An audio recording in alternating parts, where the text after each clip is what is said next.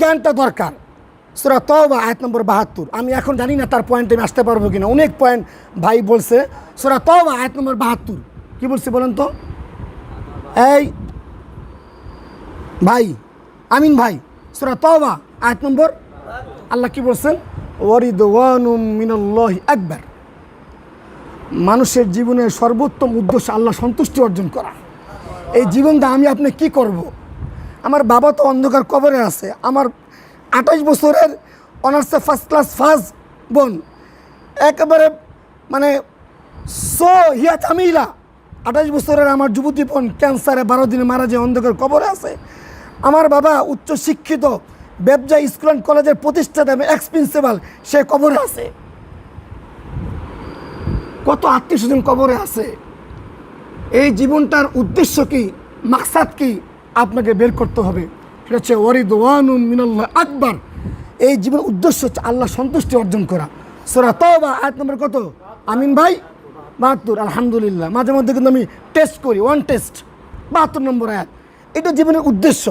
এখন জীবনের উদ্দেশ্য যদি আল্লাহ সন্তুষ্টি অর্জন করে, একটু আগে মুহতারাম যেটা বললো সূরা আনআম আয়াত নম্বর ১৬২ বললো যে কুল ইন্না সালাতি ওয়া নুসুকি ওয়া মাহইয়ায়া ওয়া মামাতি লিল্লাহি রাব্বিল আলামিন।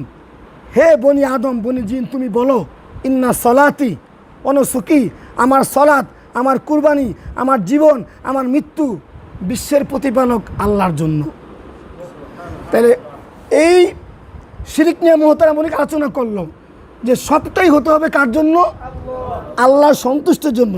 মুহতারাম আরা বলল আল্লাহর সন্তুষ্টি যদি হয়, কেউ কি মনে না করলো, ইট ডাজ নট ম্যাটার, আমার রব সন্তুষ্ট তো এটাই ঠিক আছে। হ্যাঁ, ওয়ারিদওয়ানুম মিনাল্লাহি আকবার, যে সর্বোত্তম বিষয় কি? আল্লাহর সন্তুষ্টি অর্জন করা। সূরা তাওবা আয়াত নম্বর ৭২। এখন আলহামদুলিল্লাহ ব্যাখ্যা বলতেছি কেন হাদিসে আসছে। এই গোলাম রব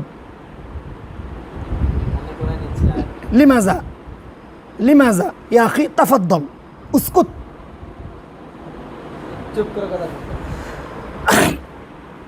এই যে টপিক হারাই গেছি। হ্যাঁ হ্যাঁ হ্যাঁ, আলহামদুলিল্লাহ হাদিসে যেটা আসছে আপনার আলেমদের মুখে শুনে, আমি তো কোরআনের ছাত্র, আমি এটা নিয়েই বিশ্বাস করেন।